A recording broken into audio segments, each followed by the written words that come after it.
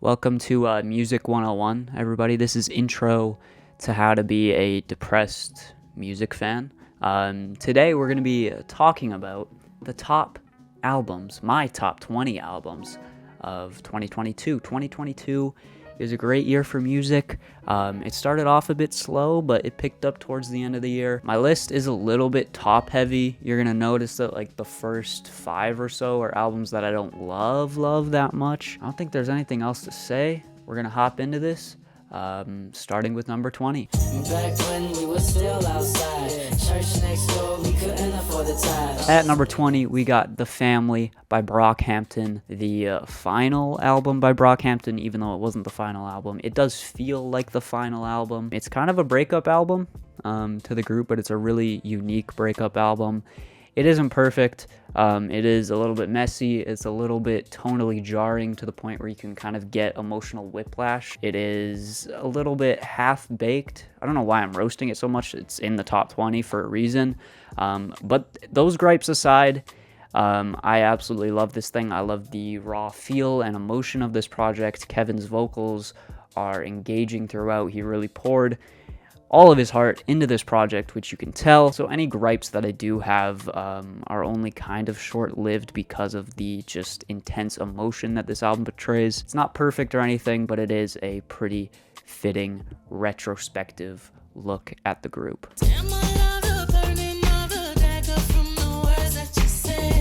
At number 19, we got Beyonce with Renaissance. Beyonce goes house with this album, house and dance. There's been several mainstream artists that have tried their hand at house music and dance music. Beyonce definitely did it the best because she actually sounds like she's invested in this sound, and she actually sounds like she cares, unlike Drake, of course. The vocal performances are pretty stunning throughout. The beats are creative and unique. It's cool to see something so creative from such a mainstream artist. And while I don't love this album, I think it is a pretty fun experience. The confidence is there on every single track. The confidence just oozes throughout this album, and that makes it a really fun listen.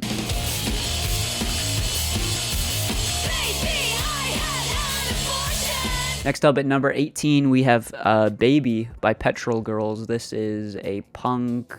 I don't even know how many people are in the group. I probably should have looked that up, but this is a pretty solid project here. It's politically driven, socially aware lyrics. The instrumentals are driving and punchy. Overall, this is just a poignant, powerful, and cutthroat crop of tracks that are fueled by a desire for a better future. Nothing mind-blowing or groundbreaking is being said or expressed on this album, but it is really powerful. And yeah, it's just some good punk. So if you like punk, go check this out.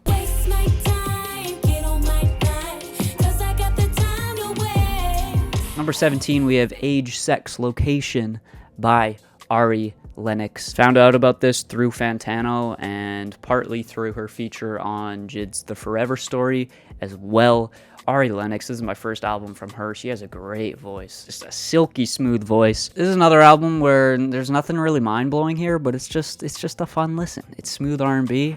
The production for the most part is really solid. Ari comes up with some absolutely instantaneously memorable hooks on this thing. And yeah, it's just a feat of great vocals. So if you love those vocals, if you love those vocal runs and those silky smooth R&B vibes, go check it out.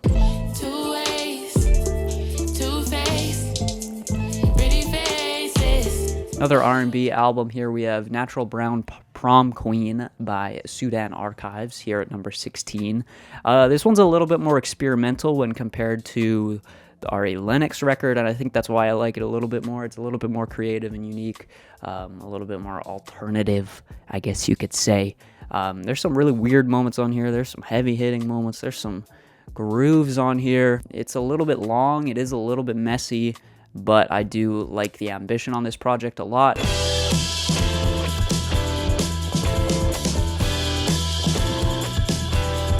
All right, now I feel like we're really getting into the projects that I love like a lot. At 15, we have Mahal by Toro y Moi. This was my first Toro y Moi project, and I absolutely loved it. The bass lines on this thing are great. It's so funky. It's so groovy. It's psychedelic at points. The guitar work is great. And Chaz, his delivery on this thing is just chill, but he really expresses his humor through it as well. There's some funny tracks on this, like Postman. Days in Love is an explosive ender to this album, and it's just colorful. It's summery, it's breezy, it kind of matches the cover perfectly, and yeah, it's really fun.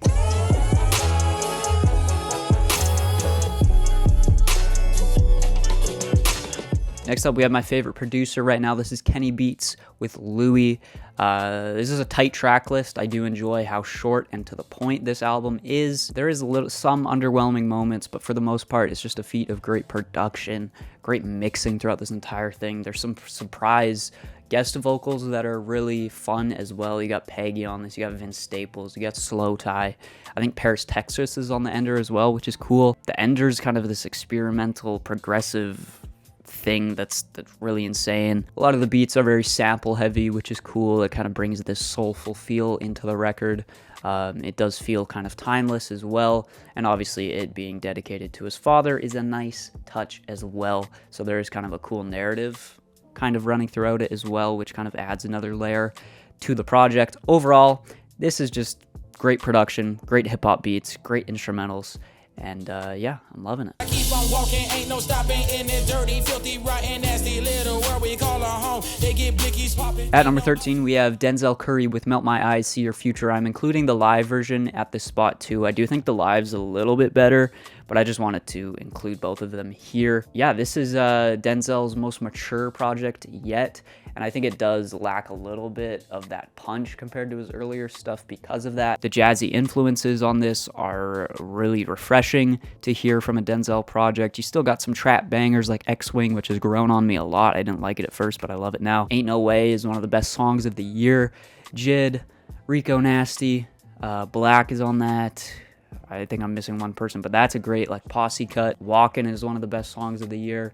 I love the narrative throughout this entire project. I love the maturity. His pen game is at his best throughout this entire project. Like I said, it does lack that punch and that level of aggressiveness that I've come to expect from Denzel, but it is still there in moments. It just, it's not there throughout the entire thing, which is also kind of a nice thing because it does feel more mature and more personal. So yeah, shout out to Denzel. This thing's great.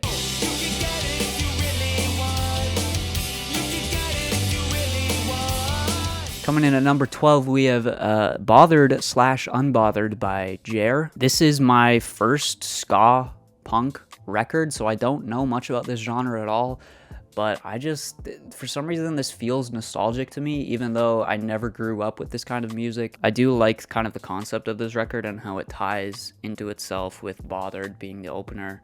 And then Unbothered, it's kind of like a full circle moment. I don't want to talk too much about it. I don't want to spoil it, but the lyrics are great. The vocal performances are great. It does have that punky kind of style, that almost emo kind of style that I don't love when it comes to vocals. It feels completely sincere when coming out of this dude's mouth.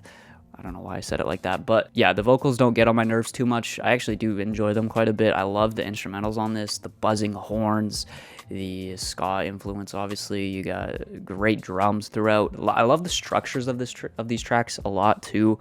The structures are really where this album shines the most, in my opinion. It's really exciting. It's really fun. It's really colorful. And yeah, I gotta check out more ska punk in the future because I don't know much about the genre, but from what I've heard, I like it a lot. Trying to pay the rent, but that's not black empowerment. That's you trying to pay the rent. Niggas got a lot of nerve. I give them that. Coming in at number 11, we got Billy Woods, Aethiopies. Aethiopies? Is that how you say it? Aethiopies? I don't know. Either way, this thing is amazing. It's cold. It's dark. Cold is just the best word. The beats are so dingy, musty, and just dirty. Billy Woods, his flows are incredible on top of this thing. His lyrics are cutting. And yeah, it's experimental. It's crazy. It's weird. It's one of the most unique hip-hop experiences I feel like I've ever heard. It's not an easy listen by any means, but if you just want some weird, dark, but thoughtful hip-hop, definitely go check this out because it's great.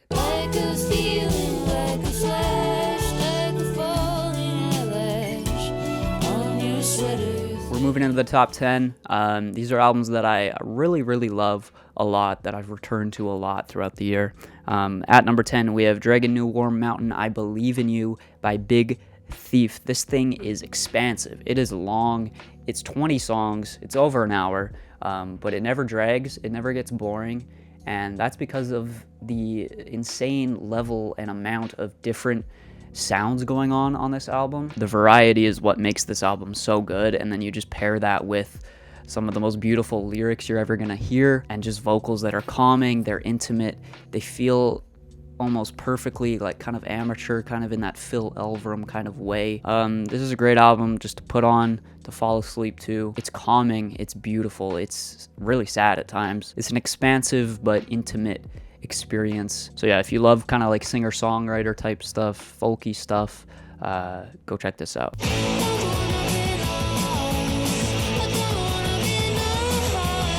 Number 9, we have Blue Rev by Always. This is kind of shoegazy, noisy pop stuff here.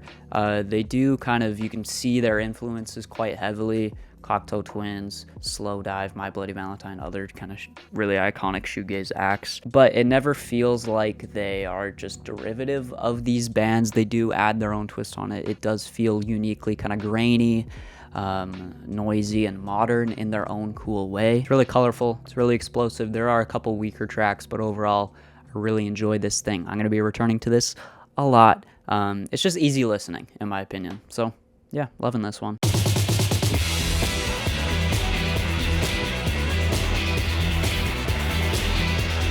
At number 8, we have Cave World by Viagra Boys, one of the best band names of all time. Love that name. It's hilarious. This is just a fun album. Some hard-hitting, infectious punk with a really funny kind of concept running throughout. I don't know if it's fully a concept album, but a lot of the songs feel linked in a similar way.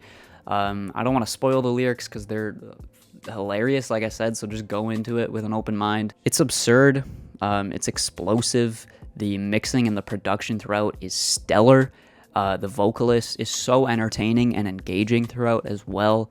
And like I said, it's funny. So go check it out. Daddy issues all across my head. Told me fuck a foul, I'm teary-eyed. Wanna throw my hands, I won't think out loud. At number 7, we have Mr. Morale and the Big Steppers by Kendrick Lamar. This is Kendrick's most personal record, his most varied record instrumentally and vocally. I don't love every song here, but I do appreciate just the skill level with every song, even if some of them aren't necessarily my speed. The concept running throughout is fantastic. Kendrick writes about grief, trauma, fame, materialism, abuse, with more nuance than I feel like I've heard most people talk about those things. So Kendrick is at the top of his game lyrically and in terms of writing here. Like I said, production doesn't always hit for me, but when it hits, it hits. Father Time is great. You have the experimental argument piece that is We Cry Together. There's some like kind of modern trap bangers like N95. Silent Hill is great as well. Overall, the production is really cohesive and it's all tied together with piano, even if it does feel varied and a little bit all over the place at times. It also kind of does come together in a cohesive way. Yeah, this isn't Kendrick's best album or anything, but it is his most personal, and it is a unique kind of look into the psyche of Kendrick Lamar.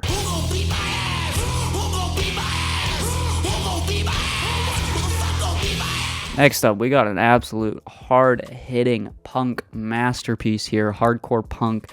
This is Diaspora Problems, I think is how you... Diaspora Problems by Soul Glow. The vocals on this thing are insane. The vocalist, let me just say that first, the vocalist, I don't know how he does it.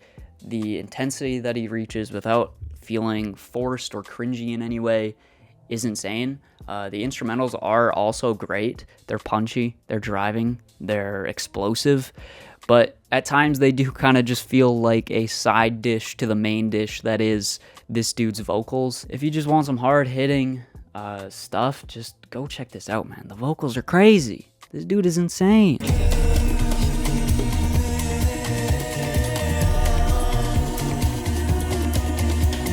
At number 5, we have Ugly Season by Perfume Genius. This is one of the most abstract and experimental and unique listening experiences I feel like I've had this year. It's vast, it's really dark at points. It feels otherworldly. It kind of does remind me of The Seer in its vastness, and it does remind me kind of also of The Turning Wheel in its aesthetics and its sound choices and its vibes at points as well. The production kind of captures what feels like a holistic view of the universe and just everything. It's swirling, it's spiraling, it's trippy at points.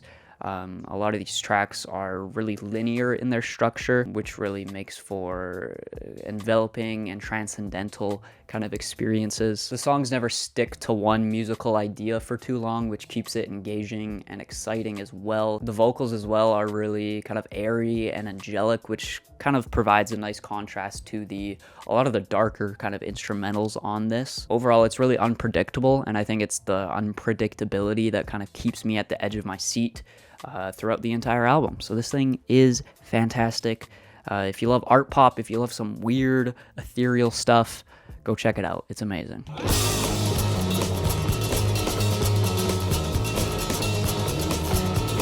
At number 4, we have Hellfire by Black Midi, an absolute banger of an album. The concept throughout each track is amazing. Obviously, the best songwriting I feel like I've heard on a Black Midi album. The storytelling is fantastic. I think this is Black Midi's best album yet. It's the one that sounds the best in terms of mixing. I think they really figured out something with the mixing to make it sound a lot more clear on this album. It's definitely not their most musically complex record, but it is their most replayable, and I think it is their most enjoyable because they do focus on the songwriting more, on just creating memorable moments and enhancing the songwriting and certain themes of the story with musical elements. I didn't know if they were going to be able to top Cavalcade, but they definitely did it. This is Black Midi's best album. Pull out the punk, can't pump me, bitch. Pull out the punk, can't pump me, ho. Pull out the punk, can't pump me, bitch. Pull out the punk, little pump, bitch. At number 3, we're getting into the really, really amazing stuff here. This is The Forever Story by JID, JID. This is my first JID album, and it absolutely blew me away. The production on this thing is varied. It all feels cohesive, though. JID is definitely the highlight of this album. The variety of flows that he hits, the flow switches within each track is amazing. Lyrically, it's fantastic. The features are amazing as well. And the flow of the project is stellar as well. In terms of the production, there's jazz, there's funk, there's ska almost, there's R&B, there's boom bap, there's trap. But like I said, it all feels like it just fits and works. The production's just as vibrant and as exciting as JID is, but it never feels like it takes the spotlight away from it at all. JID always feels like he's front and center, just accompanied by amazing production. This is just easily the best hip-hop record of the year. It's that perfect mix of kind of mainstream appeal mixed with experimental stuff. So yeah, it's amazing. Shout out to JID.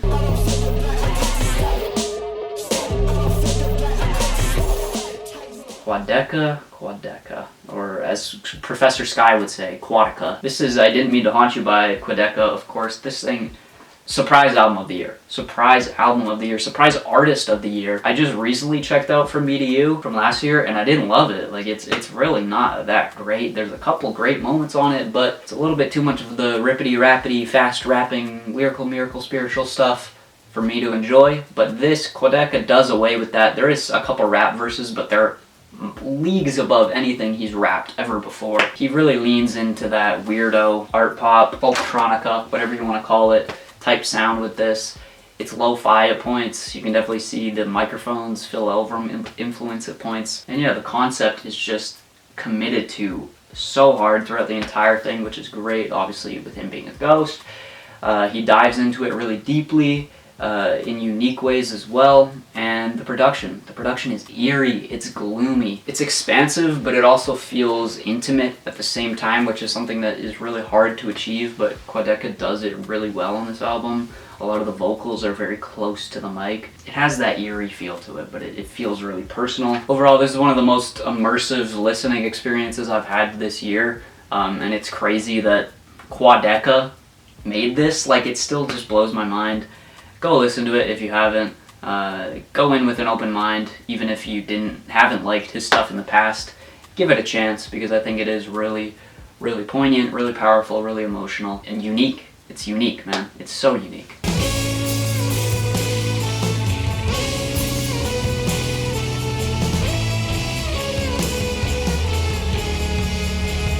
At number 1, you guys probably saw this coming. This is Ants from Up There by Black Country New Road. 10 out of 10 album, in my opinion. One of my favorite albums of all time. And yeah, this thing is expansive, it is powerful, it is so rich with emotion. I've cried to this thing probably 5 times. Basketball Shoes is one of the best songs I feel like I've ever heard. It is such an amazing ender to this album. The arrangements and structures of these tracks are so clearly thought out, but they still feel human, they still feel natural. The musicality throughout this entire thing is great. The dynamics, just the chemistry between the members, you can feel it. And then you have Isaac. I mean, Isaac lyrically is fantastic. His lyrics can be a little bit abstract and a little bit difficult to understand at times, but once you really look into everything that he's saying, everything makes sense. I just feel bad for him. Obviously, he left the band due to some mental health issues. And you can see it throughout the entire album. It's kind of just heartbreaking. I mean, I feel like I could go on and on about this album forever, but it just matches my taste, I feel like, really perfectly. The emotion is so potent, and that's something I really look for a lot in albums. Yeah, this thing is explosive at points, it's meditative at points, and yeah, this is just, it's fantastic. It deserves all the praise that it gets, all the hype that it gets, in my opinion. And yeah, it's the best album of the year. Alright, that's it for my top 20 albums of 2022. I should have listened to more music, more new music this year. I definitely focused a lot more on older music this year.